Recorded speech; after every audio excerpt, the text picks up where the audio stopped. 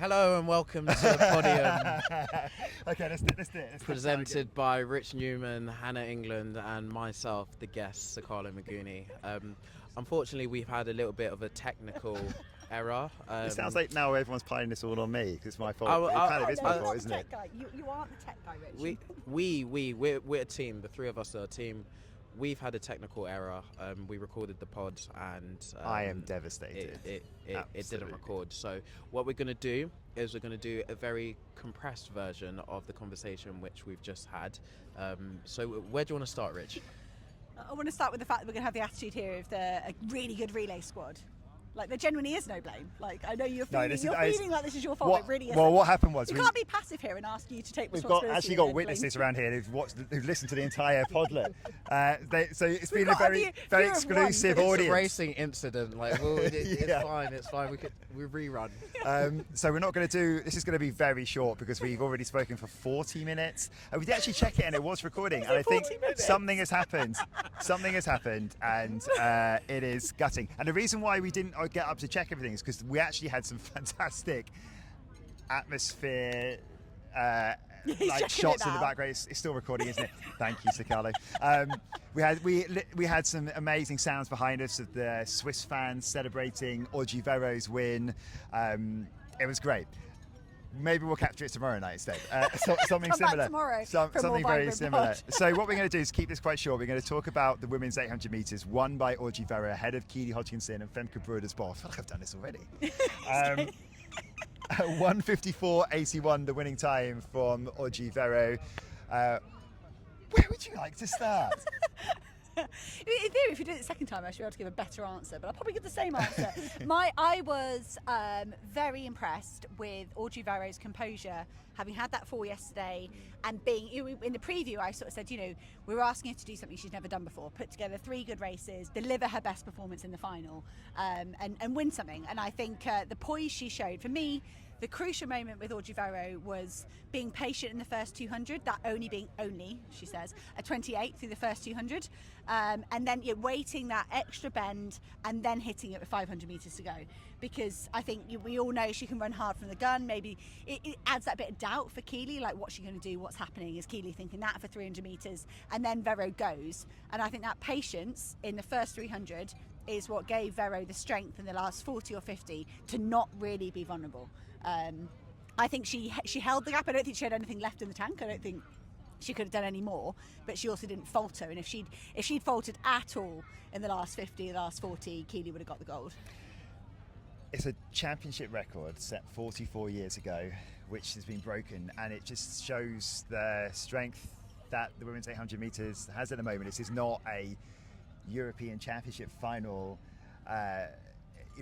field in terms of it's not just for the Europeans. This is the world's best, the top 3. We've seen it, and this is only installment 1 of these 3 battling out for what we hope is going to be years to come. I mean, 1:57 to get through the heats. Yeah. 1:57 to get through the heats. A time that probably could have won you medals a couple years ago. It just goes to show where it's at, and I think also it's great to see European women almost kind of leading the charge. I think globally everyone's been talking about Femke, everyone's been talking about Keely, everyone's been talking about Audrey, and I think not to say the European Championships never got taken seriously, but I think it's great to see that actually our star 800 meter female athletes come from Europe. Mm-hmm. Yeah, I agree. I think at the moment maybe we don't have all 3 of them firing at where exactly they could be, and I mean that by, I think Werro pretty much is. Mm-hmm. Keely maybe a couple of % off. Femke Broeders-Bol is just learning this at a rapid rate to the fact that we know she's not maxed out. That is the first time we've had. Was Femke in Stockholm? I can't remember. Yeah, no. I can't remember. I don't think so either. No, she wasn't. No, because So is that the first time we've had all 3 of them in one race? Didn't disappoint, and let's hope we get it all again at the Ultimate Championships as well, with Adira in there. They've all actually I think raced each other, other, yeah, but yeah. haven't Yeah. raced all Yeah, it's all in together, different yeah. combinations, isn't it?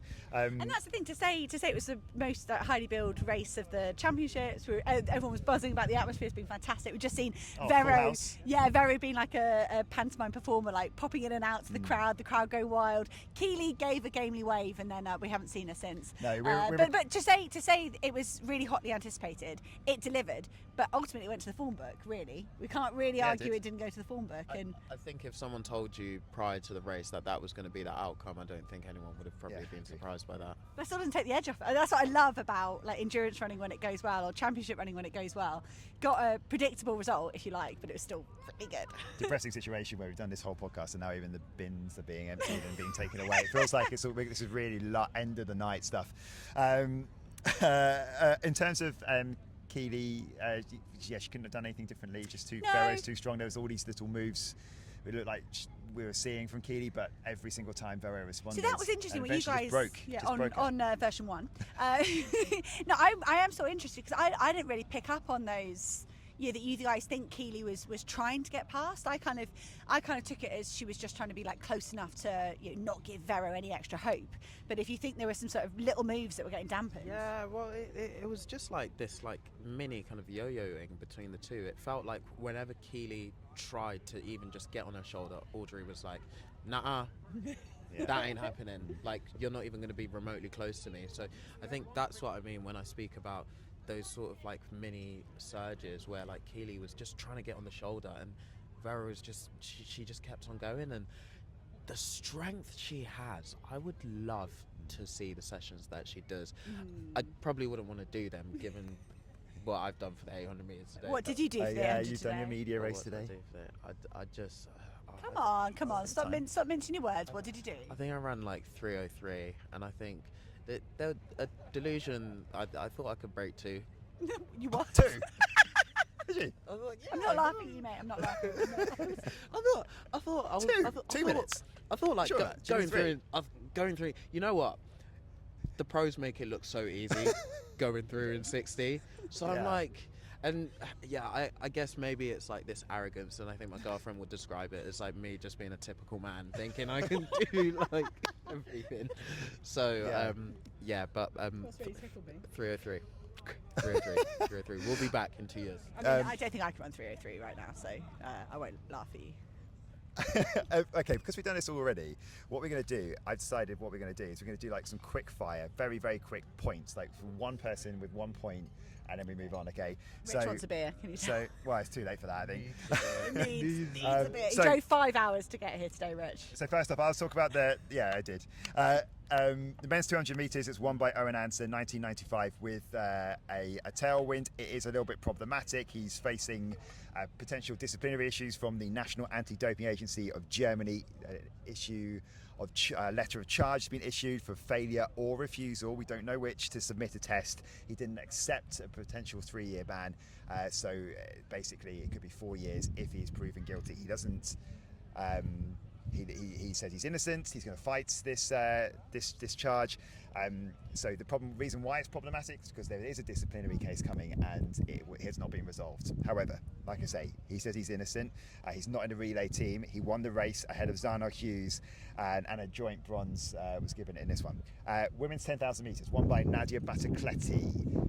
Who wants to sum this one up as one point? Oh. One big take. No one has ever defended a 10k title, let alone done a double-double. Give us let's just talk about the fact as well that Maureen Costa got silver, and Jana Van Lent got bronze, and you told a great story in the first podcast. It's probably a bit long to do it again. Yeah, Can you just summarise it? My absolute love of me and my former training partners, some of which were here tonight, about watching people that we used to race still be good, because it makes us feel a lot younger than we are. And Maureen Costa is a lovely person. I've raced her a ton of times over 1500, and to watch her resurgence second half of her career go up through the distances. She got it wrong in the 5k. You got to say she got it wrong on Tuesday night.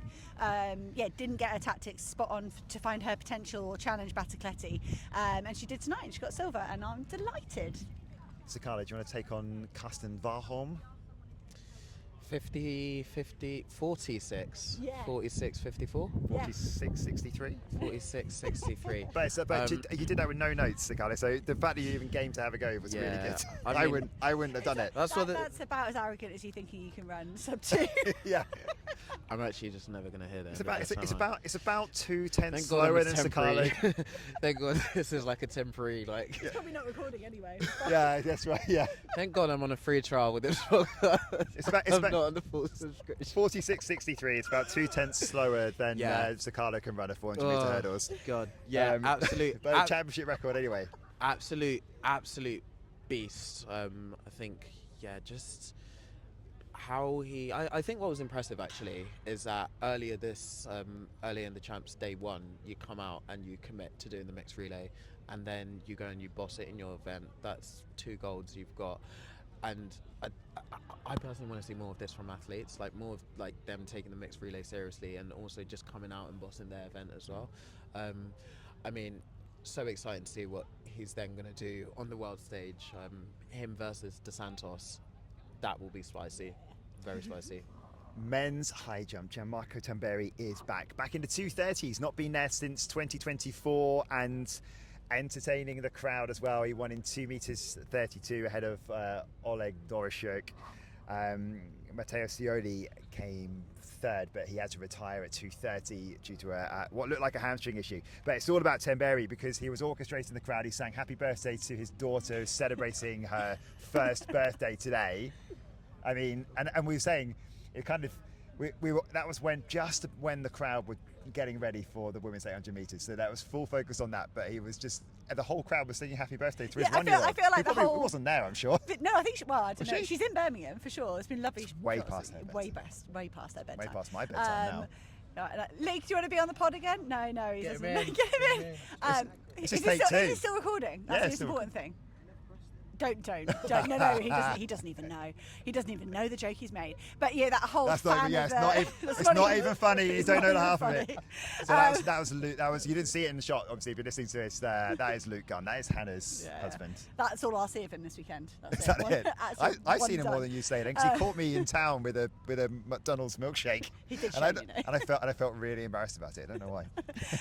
Tamberi, you're right. Everyone should have been focused on the fact that Keely Hodgkinson was about to come out, and instead they're all singing happy birthday. I think the thing with me and Tamberi is every time he's there on the runway, logically he shouldn't be clearing the bar.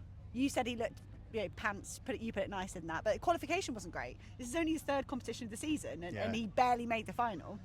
So you're looking at him, eyeing up to 2:32, and you're like, of course I want him to clear it, and it'll be fantastic if he does, but he's not going to, because there's there's no logic behind this to make me believe, and I think that's why it's so fun when he does it, because you just... That's the beauty of sport, but that's the beauty of him as a person, that he shows up and he entertains. He absolutely entertains. does. He just he's bounding around as well when he's not competing. Not to say he does it purposely, but it's like he takes you on a journey, doesn't he? Yeah, he really takes you on a journey. I think he does it on purpose.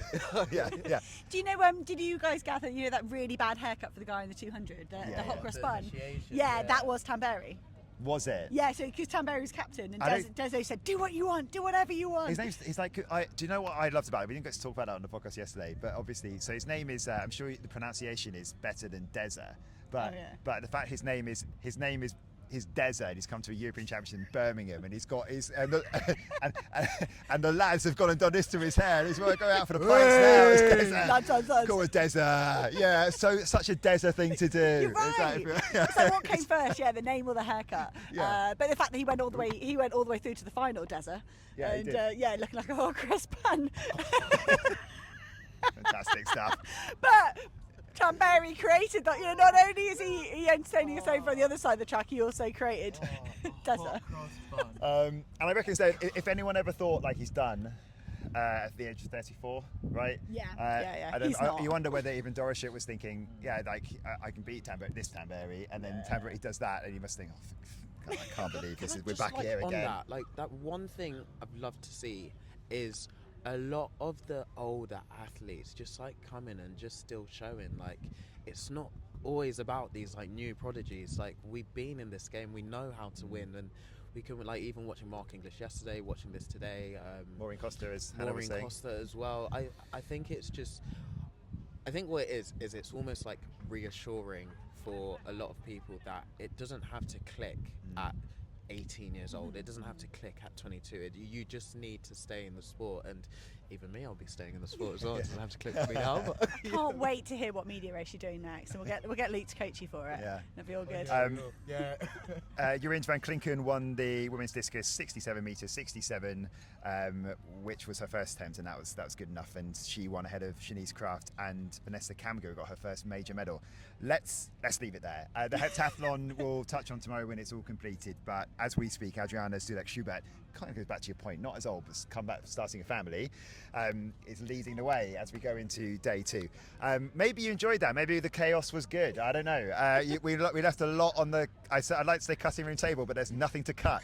But we'll be back tomorrow with the day 6 pod flip.